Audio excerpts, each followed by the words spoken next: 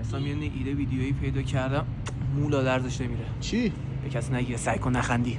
اینه که رونالدو هم حتی گرفته. رونالدو این فوتبالیست نبود.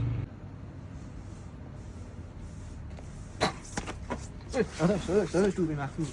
دوربین مخفی بود پسر، دوربین مخفی بود. نگاه کن دوربین مخفی بود. الو پوفیوز، دوربین مخفی بود. به نظرت یه دونه چالش بذاریم 100 میلیون یه جا قایم کنیم؟ ایدت خوبه. 100 میلیونت کجا؟ حرف خوبیه. داداش گلم خوبی. یه چند تا سوال ازت بهرام یه سوال. سورنا یا امینه؟ سورنا یا BTS؟ سورنا یا BTS؟ سورنا یا BTS؟ آجی یه دونه ویدیو جدید پیدا کردم میخوام بسازم. ولی گفتی چیه؟ 24 ساعت توی کمپ. مال کجا؟ نمیدونم این لوکیشنش کجا میشه. دوستان اومدیم غذاهای دستپخت رو امتحان کنیم. یکی از قدیمی ترین غذاهای ایران در سال 1322 که 2 سال پیش تأسیس شد. داداش چه لحظه باش. اگه منو فالو داشته باشی این چیز برای تو میشه.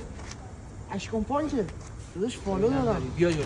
دوربین بیا جلو ببینم. اینا. به دوربین نشون بده. به دوربین نشون بده. اینا آقا منو داداش. فالو داری. داداش این چیپس خدمته. دمت گرم. همه خودت میگم که منو فالو داری. نوکرت. میشه عکس با هم؟ ما اینجوری با سابسکرایبامون رفت و آمد می‌کنیم. میشه عکس با هم؟ بعدم با هم می‌گیم. خداحافظ.